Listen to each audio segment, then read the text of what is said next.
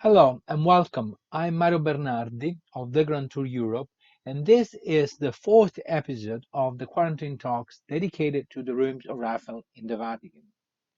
Let's get straight into the rooms of Raphael again. This is the room I'll be talking about today, called the room of Heliodorus. Heliodorus, it's one of the stories that is painted on the wall, exactly this one I'm looking at. And this was the second room that was painted by Raphael. The first one we saw in the last episode, it was the Stanza della Segnatura, the room of the signature, which is just next door. This has exactly the same size and is basically the antechamber for what was at that time, at the time of Pope Julius, the office of the Pope, the private office of the Pope. So it was the place where he kept his personal books and also where he received his guests. And this was basically used as a waiting room. So, as a waiting room, this was believed to be a kind of a show off, or was the church meant to be at that time? Now, the Catholic Church for us today is the largest or one of the largest religious organizations in the world and one of the oldest. And it has a number of activity from cultural, spiritual, charitable activities. Uh, Catholic Roman Church runs hospitals, schools, university, a variety of things. But it doesn't have an army. It does a lot of diplomatic activities, but it hasn't got anything to do with politics or with active politics, I would rather say. Anyway, this wasn't the case in the 1500s. Actually, especially Pope Julius, he strongly and firmly believed that the church, to be able to spread the word, to spread the gospels, and to be a strong presence in the Europe in the Renaissance and in a changing world as it was in the world at the beginning of 1500s, um, the church needed to be an independent country. The Pope needed to have his own state, should not be dependent from charity or for other people, but should have his own independence and his own kingdom.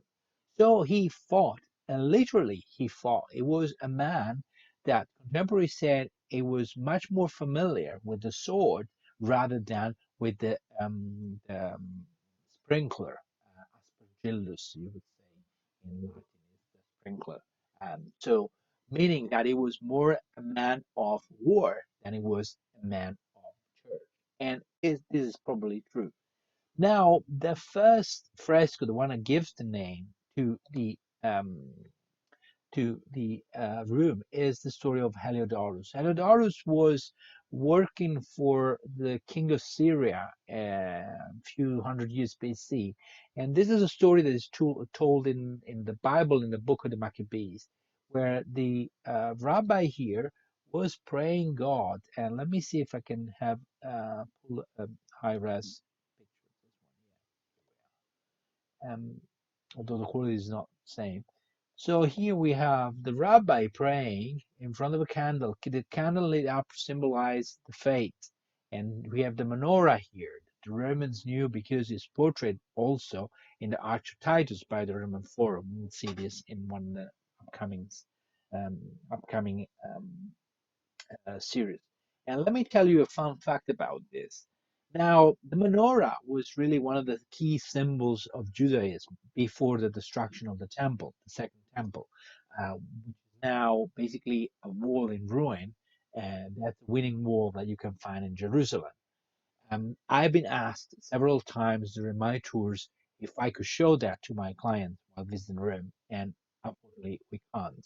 And it's a very common mistake to do. It's in Jerusalem, and many people do Rome and Israel during the same trip. Anyway, the menorah, it was taken by the Romans from the Temple of Solomon in 70 AD by Titus and taken to Rome. And in the Arch of Titus is actually one in underneath one of the arch is represented there.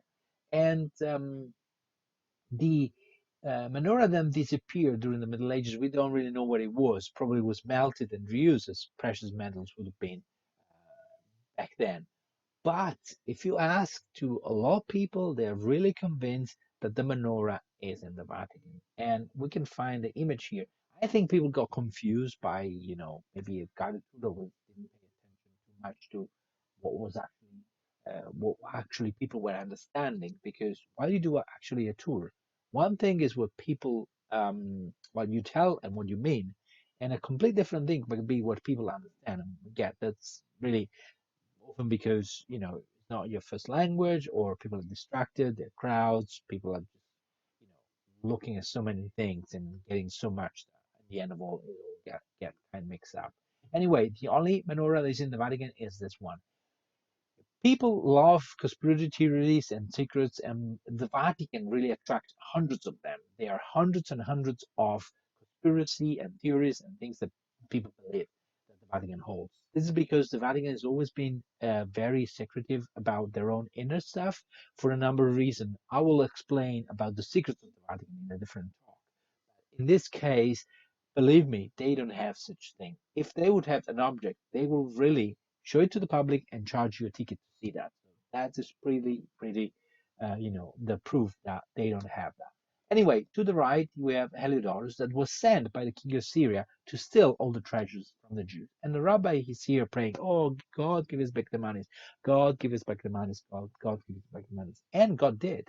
Although Heliodorus had bribed the guards, which in fact is here to the right, a man on a horse. And you see, this is the quintessential hero. This is the birth of a superhero by the hand of Raphael. He's got shiny armor with a dragon on top of his helmet. He's riding a big white stallion, and his cape is flowing back here. The cape is actually symbol of heroism. And then he is here and is stopping Heliodorus and retrieving the gold, helped by two guys with long sticks, as the book of Maccabees said. On both sides of the beautiful architecture, we saw already in the School of Athens how Raphael, following the lesson of Piero della Francesca and other Renaissance great masters, likes to divide the scene using architecture, using the control of its space. One of the quintessentially Renaissance things to do in a painting was to use an architecture, a man-made environment to divide space. This is to reaffirm the presence and the control and the knowledge that human beings had achieved again in the 14 and 1500s over space. It's not a world dominated by obscure forces, by demons, and by God's will only, but it's a world in which man, through knowledge which is inspired by God, can achieve the control over the space, the control of nature. And this is symbolized in this beautiful architecture with this beautiful gold ceiling here and the beautiful classical columns. The altar is, of course, at the center, and there's a perspective of leading to the center into the rabbi, which is looking up in the sky, so the confidence in God. And God keeps his promise to those who believe in him. And on the left side, the Pope enters the scene carried by the sediari, which were a group of nobles which had the honor to carry the Pope around on their shoulders on this sedia gestatoria, which was used actually till the early 1970s, and till Pope Paul II was the first one, wasn't really too keen on that because of course it symbolized a different idea, image of the papacy. There are a group of women here pointing at the scene, and so the witnesses, because this is really all about storytelling and what is the meaning of art, in a sense that art represents beautifully a story, and a story, even if it has happened, it needs to be told in order to be still meaningful, in order to be still real. So there is this idea that storytelling is the key to reality. You need to tell a story, and that's what is immense being human. It's about telling each other stories. And in the way of doing so, learning a bit more about ourselves, about the others, about the world, about our history. And this is one of the reasons I love um, to writing so much. Now, here we have a guy climbing on a column and looking down at the scene. Now, in this group of figures, there's always one that misbehaves, and so that's where the attention of the artist wants to be. Now, Raphael was evolving very quickly, very fast. Compare this one with the previous room. Well, there's a lot more action here. There's more color. You can tell he also absorbed the lessons and the teachings from the artists which were working in the Vatican at that time.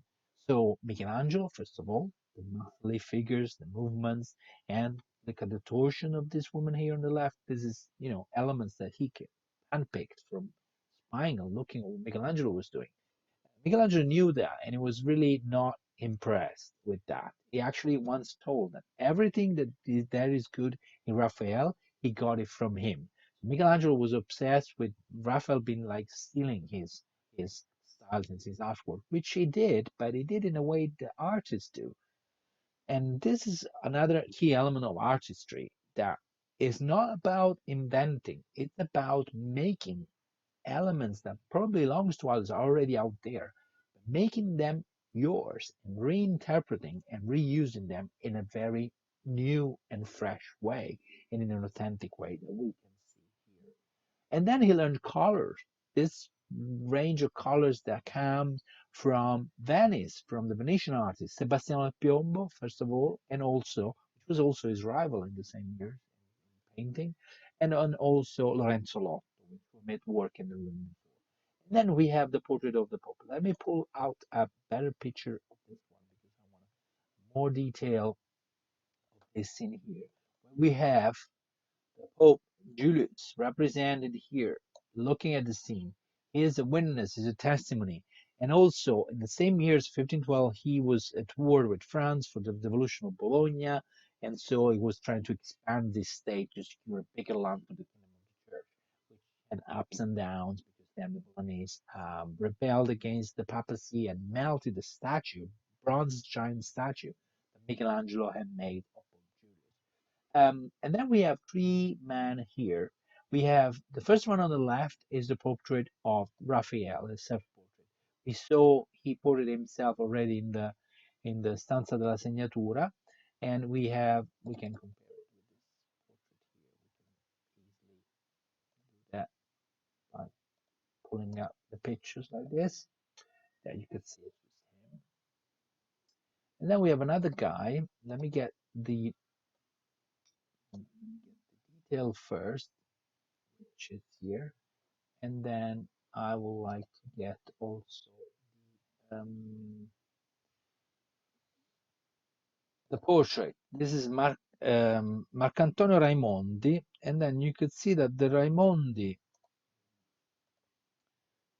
it's him. It's it. Marcantonio Raimondi was an etcher, an engraver. He did a lot of um, work probably for Raphael. Was a friend of him as well. He had a number of buddies. They went out.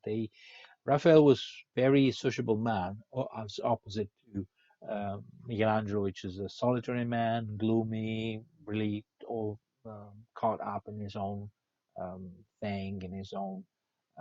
He had a lot of personal issues and philosophical, existential issues. Is kind of the the sort of a bohem existentialist artist, but long before the depressed or the existentialist artist became popular by the 19th or early 20th century. Anyway, um, Raimondi was a close friend of Raphael, but we remember him because it was at the center of a kind of a legal fight. About 10 years after this fresco was made, probably around 1520s, 24, 25. So after the rooms were completed, after Raphael was gone, he was in prison. He was in prison because he made a fresco after Giulio Romano. Probably the artist here is Giulio Romano. I'm not sure, but it might look like him. I do have a picture of Giulio. Yeah, so it looks like him. I'm not so a lot of people like to give for granted the identification, I think, but these are just made through similarities and the fact that artists tend to paint what they see. And of course, if you paint a figure or face, it will have to be a model, someone like a peasant you will pay. But it would not be appropriate to use a beggar or a peasant or like someone um, from the streets to bring the Pope, to carry the Pope on the shoulders. So it must have been someone who was dignified. This case is how the artists, are supporting the image of the Pope. Now, Giulio Romano was the oldest of the pupils of Raphael, and he became one of the greatest masters of the Material Renaissance, making some wonderful artworks. And anyway, around 1520s, Giulio Romano designed a sort of Kama Sutra, 16 images of couples having sexual intercourse. So I hope now the kids are to bed. And you see here that Raimondi was an engraver and an etcher, made some etchings right after the the um, the, the images of by Giulio Romano. It's just like sort of Kama Sutra. And, sex was part of the life back then. Machiavelli and other philosophers, didn't make mystery that they had a quite a exciting life. Some of them I might not show them, otherwise I get banned. But Raimondi was imprisoned because of insanity. Because, of course, one thing is making a set of drawings. One other thing was making a printable version and make hundreds of copies. Of course, it became a scandal. So he was arrested. A man called Ghiberti, which was the head of the Tataria, was basically an administrative role, imprisoned the artist. And Pietro Aretino, which at that time was the official poet, who later on wrote some erotic poems based on the images, so to comment them as a compendium. And it's called Sonetti sopra i 16 modi. I might make a special on this because there's something that gives a different perspective on the Renaissance, a lot less formal and idealized, but more realistic, to which we can relate. And so Raimondi was let go, was let free, was bailed out basically by Pietro Aretino, who asked the Pope. He was the official poet of the Papal Court at the time, to release him. And so this Ghiberti, who was mad at him, and all a kind of it was the beginning of a series of episodes that led eventually Pietro Aretino to leave the place. Anyway, I find always quite amusing that a man who is famous mostly for us, but he did a lot of wonderful works, but because of this situation of the Kama Sutra of the early Renaissance, it's here next to the Pope. And let's go now to the other walls. We have now, this symbolizes the fact that no one can really mess with the church. If you try to steal our keep, our property, our land, as the French were doing at the time for some regions in northern Italy, you will be defeated because God is on our side. Now, if you were about to meet the Pope and sitting and waiting in a room, this fresco could really tell a version of the story of it. On the other wall, we have the Mass in Bolsena, and on the opposite one, the um, Pope Leo III with Attila the Hun. Now, in the Middle Ages, there were the Bavarian invasions, and at some point, there was Attila was trying. No, it's not this one. Let's get Attila was trying to invade Italy, and in the outskirts of Bologna, in northern Italy, he was asked to stop, and he did that, and came back and died the year after. So he couldn't basically complete the invasion of Italy. I'll just use this one here, and I have the picture down here, which is, yeah, this is Leo the Great with Attila the Hun, and you can see Attila in this case is on a brown horse. He's quite scared, and um, we have the Pope on the white Kinea, was a white horse or white donkey that the Pope always rode. Of course, wearing white horse, symbol of purity. And then the Pope met Attila, asking him to stop the invasion of Rome. And then in the background, here Raphael puts Rome, the Colosseum, few towers and buildings, the aqueduct. You can really, and then some fires here, no? So the destruction that comes with the barbarians. bodies of the figures are really, really beautiful. And then Peter and Paul with the swords threatening Attila. Attila got scared because of that vision, and he decided to stop and pull back, and then Rome was spared. The message here is very clear.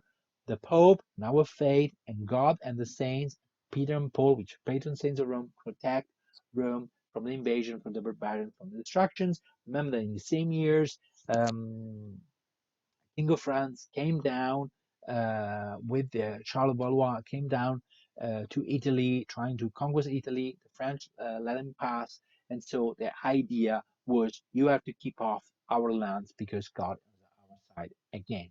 And then the other wall in the middle, we have the Mass of Bolsena, because what keeps all this together? Why the Pope is confident that he will keep his power and his kingdom and his whatever he has there because of his faith. That's the Pope here again, representing looking at the light. Light in this case is symbol of the faith, and this is the Mass of Bolsena. In the 13th century, a Bohemian priest on his way in pilgrimage to Rome stopped in Orvieto. We stop in Bolsena by the lake. Bolsena is about an hour drive north of Rome. Beautiful region. And while I was during the Eucharist, he there's a moment in the Catholic Mass when you do the transubstantiation. The idea is that everything is made of appearance, but also of a substance. And then the substance can change. So things can look the same, but they have a different nature. And so a piece of bread or the crackers, many people call it the Eucharist, can change his nature in becoming the real blood and flesh of Christ. And this priest, while he was consecrating it, and this happens while the priest consecrated this during the Mass, this changing thing, and he said, "This can be. I don't believe in it." And as he cracked it, it started to bleed with the blood that went stained all the and everything.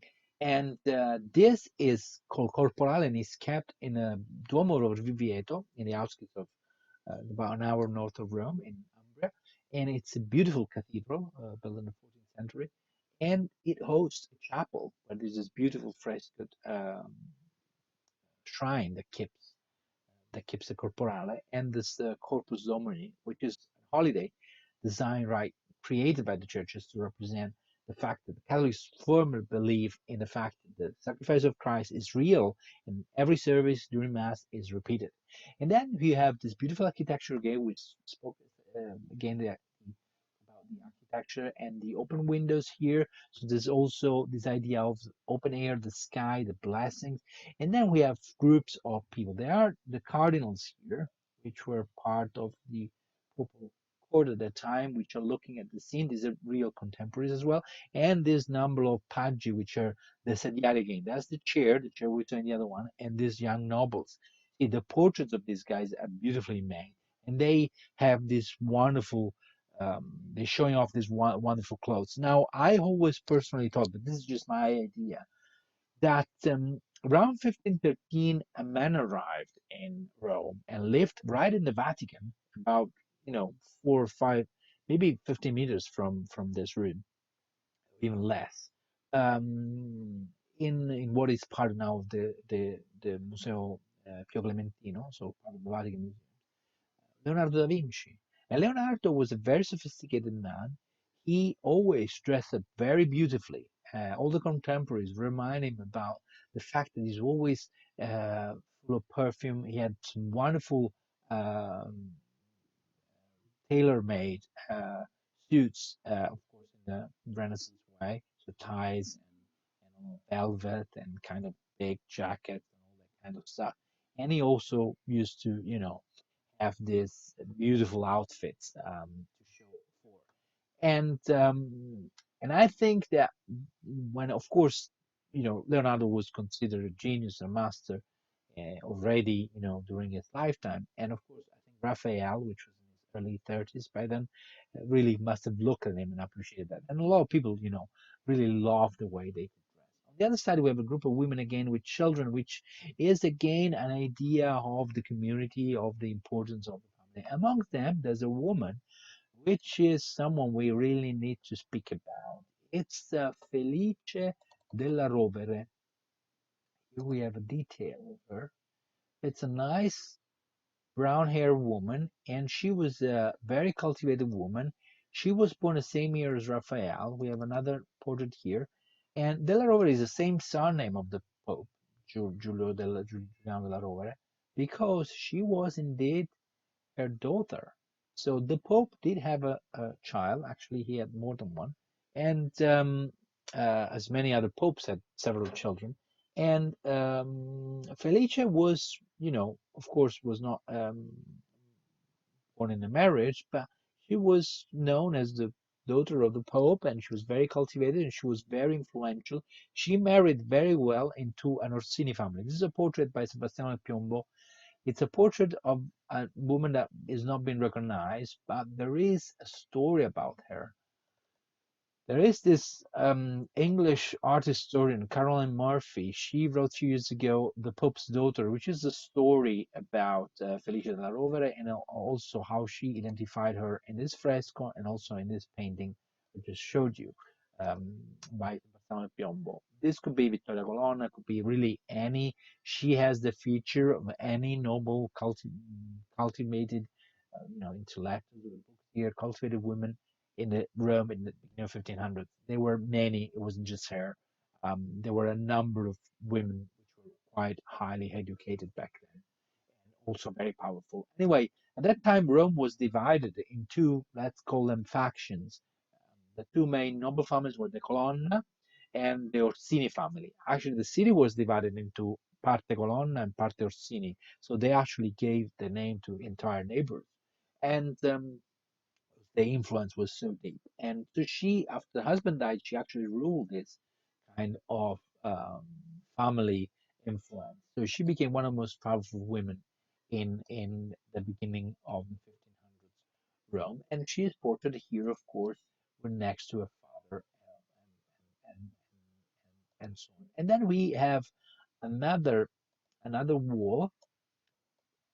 You can see this the coat of arms here of Giulio II, Giuliano della Rovere, which is beautiful. This is my favorite one of all of them, maybe after the School of Athens, which reminds me one of my philosophy professors, Professoressa, which was teaching a history of philosophy at the University of Vergata, about 20 years ago. She used to wear that T-shirt with the School of Athens during classes. She really had a good sense of humor. And I have another picture here of last one, which is the deliverance of St. Peter. So St. Peter was arrested in Jerusalem. The angel freed him because he had to come to Rome. And here, really, you could see another aspect of how Raphael was really changing and experimenting, and he was trying almost everything he could. He is really one of the masters, if not the master, and in such a short period of time, about 20 years of career being a painter, he did and tried almost everything a painter could do. And here we have this beautiful night scene. We have the experimentation of three different light. Natural light is moonlight here, one of the most beautiful moonlight scene ever made. Look at how the reflect the moon on the landscape and on the red and here the background and on the shiny armors. And then we have the torches. And then we have the torch here, man-made light, natural light, divine light. And then we have the divine light, the light of the angel, which of course is much stronger. The reflects here on the sleeping guards, the details in the decoration is really beautiful. And the bars here and the shining lights on the armors. This scene is really beautiful, and also it's such a cinematic way of representing a story. You have three different phases, three different moments, and the escape and the guards telling each other so much here with only few figures, with only few elements, and the beautiful angels, of course. Raphael is definitely the divine painter. The fact that he made divine creatures, supernatural creatures like angels and God and Jesus Christ being so natural in the way they were represented. And then we come to the last part of this, which is This ceiling, it's here where we have um, basically Moses and the burning bush. Then we have the sacrifice of Isaac here. Then we have again Noah's and Ark, and then the last one is the dream of Jacob. So again, a referral to the Old Testament. Now, I have spoken enough. This is um, the last but one of this series, and now let's get into the next room, and which would be also the last. So this was the antechamber to the Stanza della Signatura, which is here, beautiful, and then we can get into the next room. In this case, you see how the floor changes because floors were re-changed and redone, and I like to start now here again from the stanza of the fire of Borgo.